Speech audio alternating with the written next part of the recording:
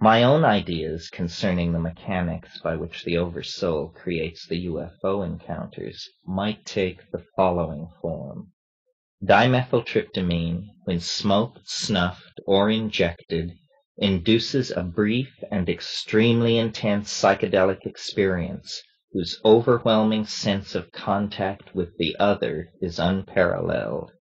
For the last decade or so, this extraordinary property of DMT has made it seem to many who sought a chemical basis for schizophrenia to be a likely candidate for the long-sought schizotoxin. Studies have proved inconclusive, however. DMT concentration has not been proven to differ significantly in schizophrenic and normal controls. Studies have established the presence of DMT in the human body. However, the origin and significance of the DMT is unknown. Although it may reflect endogenous synthesis, it could also result from diet, bacterial byproducts, human laboratory error, or other sources. Bearing in mind the bizarre power of the DMT experience, its presence and unknown role in human metabolism, add one more fact: the strange aura of suggestibility that can precede the onset of the intense hallucination phase of the DMT experience. This period of suggestibility may last 15 seconds to a minute, and is a time during which the assumptions which the experiment projects concerning the unusual shift of sensory input acquires enormous power. A few moments later, the power of the now numinous assumption overwhelms the consciousness of the observer with a scenario that, while totally bizarre and outré, nevertheless is somehow a complete psychological fulfillment of the expectations formed in the few minutes of transition that preceded the visionary engulfment. What I am proposing is that something like this happens during a UFO close encounter, and the cause may very well be something which must be partially sought in the human organism. Imagine a person wandering alone in unfamiliar country. Suddenly, there is a hackle-raising sense of weirdness, then a feeling of numbness in the limbs, followed by a clearing of vision and a loud crackling sound. At this point, the sense of strangeness within and without the body would trigger a fear reaction in most people. The fear reaction causes a rapid and automatic search for a culturally validated explanation of what is going on, and an explanation will always be found. It may range from, "I am being bewitched by a demon," to, "Surely it is a visitation of the Holy Mother," to, "My God, it must be a UFO." In each case, the abandonment of the ego to a culturally prescribed explanation of the experience of the other causes the experience to exfoliate, exploit, and elaborate all the themes that the culture's current myth of the other entails. It is known that DMT binds preferentially to certain tissue when introduced into the human body. Is it not possible that we human beings are occasionally susceptible to a kind of visionary seizure when, for reasons of stress or diet, these factors combine with psychodynamic factors to initiate a sudden dumping of accumulated DMT? Pheromones may play a part in this experience, and isolation may be its trigger. Whatever its cause, our conditioning as individuals causes the experience to plunge us into a numinous scenario that reflects the deepest concerns and yearnings of the current culture toward the other. In our own time, this has given rise to the hope of friendly visiting extraterrestrials. As late as 1917, the miracle at Fatima was interpreted worldwide as a manifestation of the Virgin Mary. Today, it would surely be hailed as an extraterrestrial contact. If my suggestion regarding DMT were found to be correct, it would provide insight into the way in which the cultural feedback thermostat explanation of UFOs put forth by Vallée and others actually works. Those people who experience the DMT seizure and are plunged into the current myth of the other actually return as apostles of that myth, able to clarify and refine it, and by those means to exert the tuning and control of historical development that may be the purpose of the agency behind the UFOs. Stress, generalized as an impending sense of historical crisis, may be the factor that induces the UFO close contact experience. As the historical crisis deepens, the number of contacts will increase until the atemporal portion of the mass psyche has affected enough individuals that there is actually a turning away from the stress-inducing course of action. How well is the superego able to play the role of God? Can it come in Saucerian splendor to save the world from the flames at the end of time? Or can it only beckon and warn with visions and dire prophecy? These are questions that we might answer if we diligently explored the states of mind that DMT and psilocybin make available. Perhaps the UFO encounters involve nothing more than an autonomous and negative psychic complex able to emerge during the situation of unusual energy dynamics induced in the psyche by psilocybin. However, a different explanatory approach merges psyche and world by involving a continuum whose modalities bisect each other with equal ease. This is the approach which grants the phenomenological existence of the constructs seen in the Stropharia trance and in UFO encounters. Indeed, the vast and dreamy world that we call imagination or the unconscious may merge imperceptibly into autonomously existing worlds we would call hyperdimensional, indicating the paradox of their simultaneous invisibility and their here and nowness in the psilocybin trance with a presence that belies the term hallucination. Ahead of us lies the future, where we can expect the ingression of the alternative dimension to intensify. It is therefore important for us to have a sense of the powers in that other world and their shifting allegiances. In a traditional society, our exploration of these matters would be firmly embedded in the extant shamanic mythos concerning these forces. Techniques tried and true would be available to fortify our psychic constitution. Since we are members of a profane society whose relation to the unconscious is one of estrangement, we have no such consolation, no dispelling ritual or words of proven self-empowerment. By reason and intuition, we must attempt to conquer the fears that attend journeys into the unknown. But reason and intuition need data with which to construct maps of reality. If we outdistance the inflow of fact, we move beyond the safety zone of the conjuring rod of intuition and reason. For these reasons we move slowly and steadily. We are human factors in a multivariable equation where the shift of unseen parameters can trigger large perturbations and resonances of unexpected types. Knowing this, and knowing how little we do know, we should be excused for this defense of caution when taking to ourselves the visions which the Stropharia brings. Carl Jung's Mysterium Conjunctiones reminds us of the reality of the situation that ensues once the psyche is hooked into making the transference to the alchemical or Saucerian goal. Jung, citing Gerhard Dorn, stresses that the materialization of the stone is only a prologue to the experience of the perfected self qua self in the state of illumination. Jung wrote, "Though we know from experience that psychic processes are related to material ones, we are not in a position to say in what this relationship consists or how it is possible at all. Precisely because the psyche and the physical are mutually dependent, it has often been conjectured that they may be identical somewhere beyond our present experience. Of what does this relationship consist?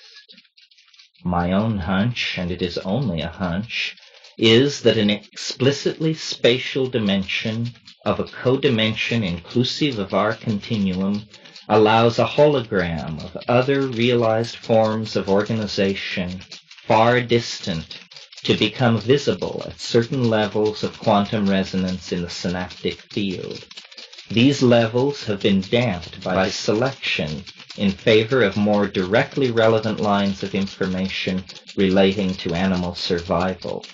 Evolution does not reinforce selectively the ability of an organism to perceive at a distance, since such an ability has no selective advantage unless the information it conveys falls upon the receptors of an organism already sophisticated enough in its use of symbols to abstract concepts for later application in different contexts. Thus, these quantum resonances carrying intimations of events at a distance only begin to acquire genetic reinforcement once a species has already achieved sufficient sophistication to be called conscious and mind-possessing. The use of hallucinogens can be seen as an attempt at medical engineering, which amplifies for inspection by consciousness the quantum resonance of the other parts of the spatial continuum holographically at hand. This experience is the vision which the UFOs and psilocybin impart. Visions of strange planets, life forms, perspectives, and societies, machines, ruins, landscapes. The hierophanies all unfold in the nunc stans that has all space standing in it like a frozen hologram. Thus, experimentation with hallucinogens by human beings and the rise in endogenously produced hallucinogens as one advances through the primate phylogeny could both be due to a slow focusing on the phenomenon of imagination, imagination being the deepening involvement of the species with things beheld but not actually existing in the present at hand. The conclusion such an idea makes necessary is that it is upon the ideological content of specific visions that empirical attention should center. What are the working details of the worlds whose presence impinges on ours so strongly? What of the beings sometimes confronted, often furtively sensed, who seem to have some existence in a world of their own revealed by the psilocybin and in UFO contacts?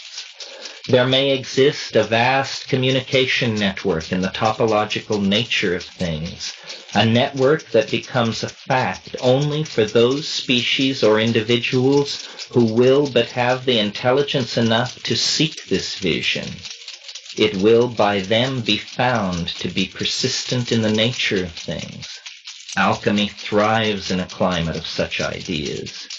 To validate the idea of the worth of the visions of worlds at a distance, one must emerge with some idea spawned by the visionary other, but with a utility in the here and now. The wave quantification of the I Ching is the only idea of this sort that I personally have glimpsed in completeness. It took years to elaborate, and its relation to the here and now is still elusive.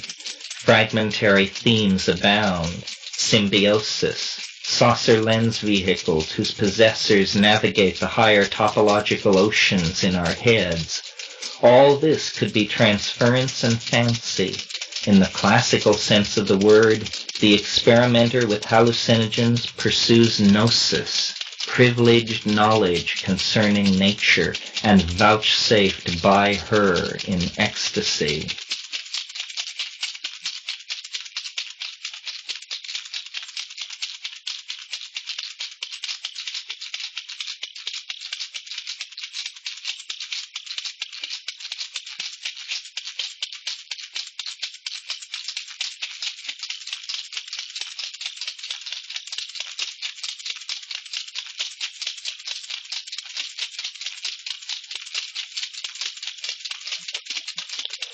The history of consciousness is the halting exploration of the once irrational images and processes met in dreams and trance.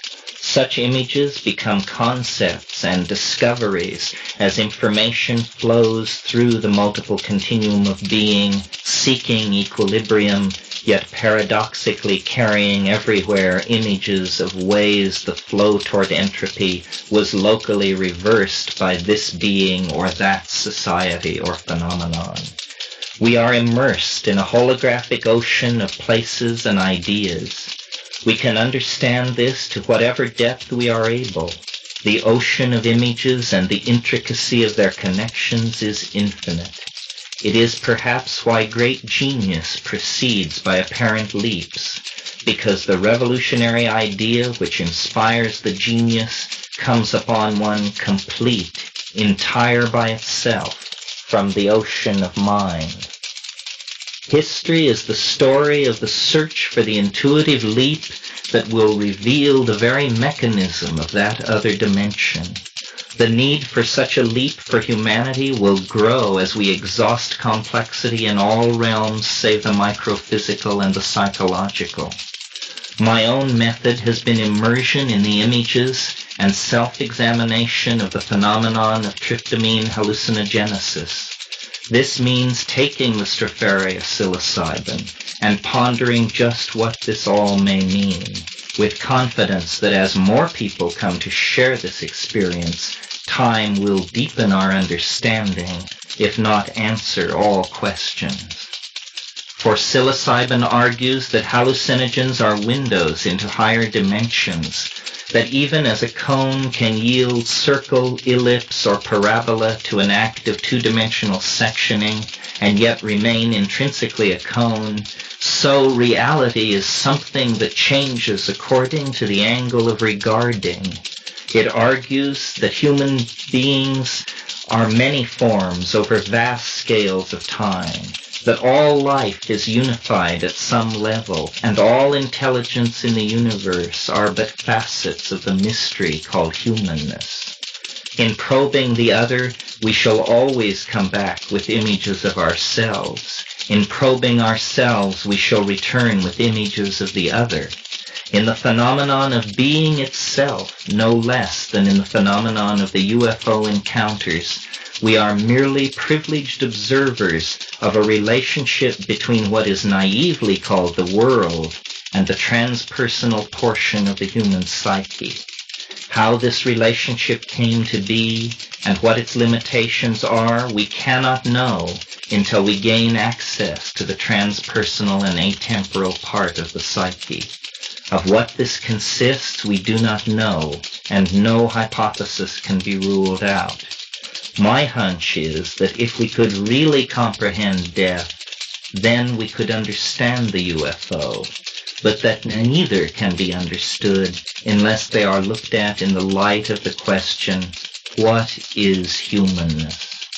I believe that the transpersonal component of the human psyche is not distinct from matter, and that therefore it can literally do anything. It is not subject to the will of any individual. It has a will and an understanding that is orders of magnitude more sophisticated than any one of the individuals who compose it, as cells compose a body. It has a plan, glimpsed by individuals only as vision or religious hierophany. Nevertheless, the plan is unfolding. There will be many more UFO sightings, many more close contacts. Our belief systems are undergoing accelerated evolution via increased input from the other. Somewhere ahead of us, there is a critical barrier where we will at last have enough data to obtain an integrating insight into the riddle of humanity's relation to the UFO. I believe that as this happens, the childhood of our species will pass away, and when this is done, we will be free to use the staggering understanding that humankind and the UFO are one.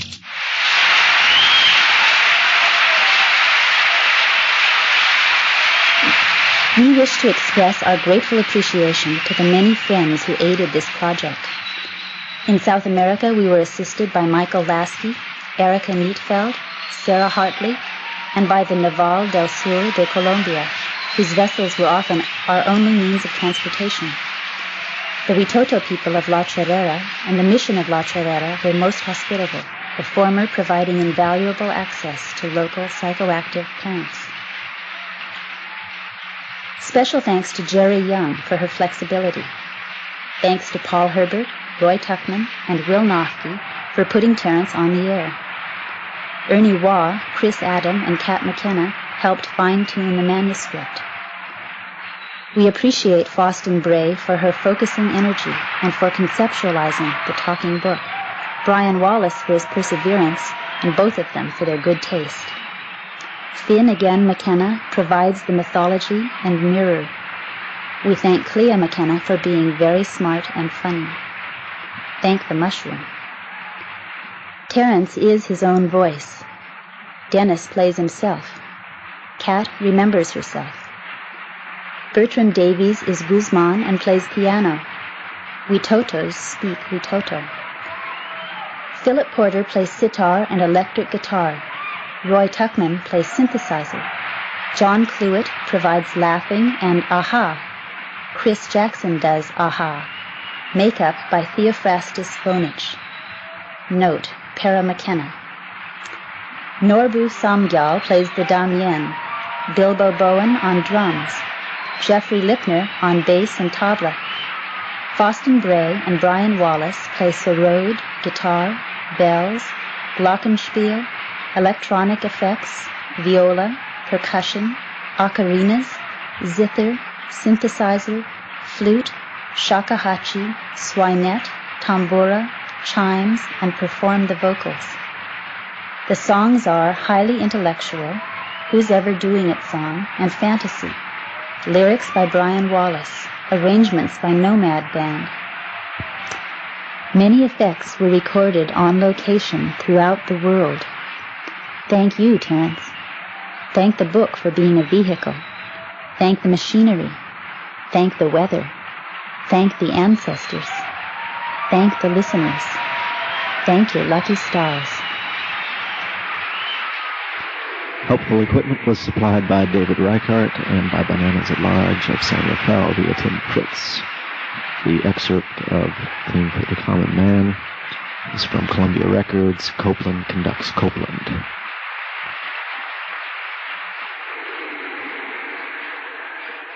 Here's a light-hearted version of a partial bibliography or reading list for True Hallucinations, in alphabetical order, more or less. Burroughs, William, and Ginsberg, Alan. The Yahé Letters, City Lights Books, 1960, Take a Stab. D. John, The Hieroglyphic Monad, translated by J.W. Hamilton Jones, London, 1947. DeLillo, Dawn, Ratner's Star. Evans Vance, W.E., The Fairy Faith in Celtic Countries. And then, of course, the famous article by S. Gosal, S.K. Dutta, A.K. Sanyal, and A.K. Bhattacharya, Arundo Donax, Graminae, Phytochemical and Pharmacological Evaluation, in the Journal of Medical Chemistry, Volume 12, 1969, page 480. Graves, Robert, The White Goddess, New York, 1948. Hardenberg, W.E., The Putumayo, The Devil's Paradise, London, 1912. Harner, Michael, The Sound of Rushing Water, Natural History, July, 1968. Huxley, Aldous, The Doors of Perception. Joyce, James, Finnegan's Wake, London, 1939. Ulysses, ditto, slightly earlier. Jansch, Eric, The Self-Organizing Universe. Jung, Carl Gustav, Flying Saucers, A Modern Myth of Things Seen in the Sky, and Mysterium Conjunctionis, New York, 1963. Leibniz, Wolfgang von, Monadology, In The Philosophical Works of Leibniz by Duncan G. Martin, translator, New Haven, Tuttle, Morehouse and Taylor, 1890.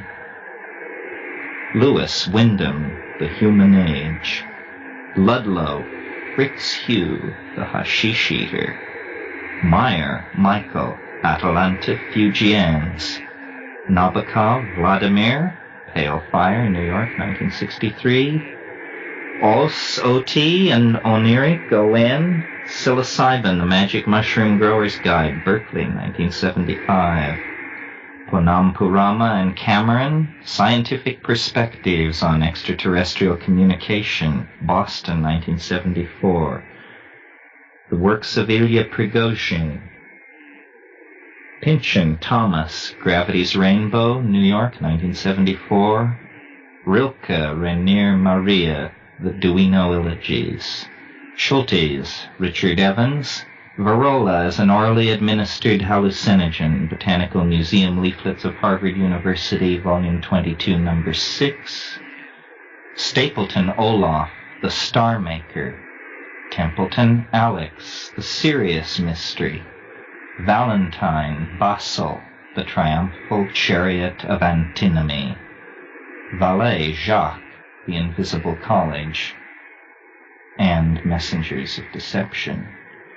The Complete Works of Gordon Wasson. Wells, Herbert George, The Time Machine. Whiffen, Colonel Henry, Explorations of the Upper Amazon. Whitehead, Alfred North, Process and Reality. Wilson, Robert Anton, Illuminatus. And I might add, Valus by Philip K. Dick.